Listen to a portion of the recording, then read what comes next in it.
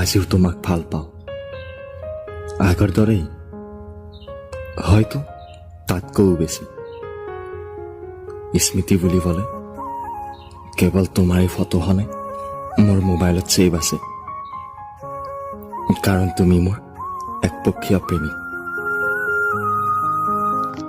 সঁচাকৈ তেতিয়া মই বহুত সুখী হৈছিলোঁ, যেতিয়া সি কৈছিল অপশ্যন বহুত আছে, কিন্তু ডিচিশ্যন মাথো তুমিয়েই। সেই কথাবোৰ ভাবিলে তোমালৈ বৰকৈ মনত পৰে আজিও।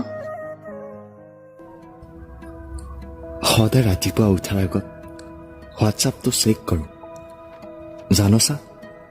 তুমি মোক কোৱাই আই এম ৰিয়েলি চৰি, মই তোমাক নোকোৱাকৈ এৰি গুচি আহিব নালাগিছিল। কেতিয়াবা ভাৱ হয় তুমি চাগে চিম কাৰ্ডখন চেঞ্জ কৰিছা।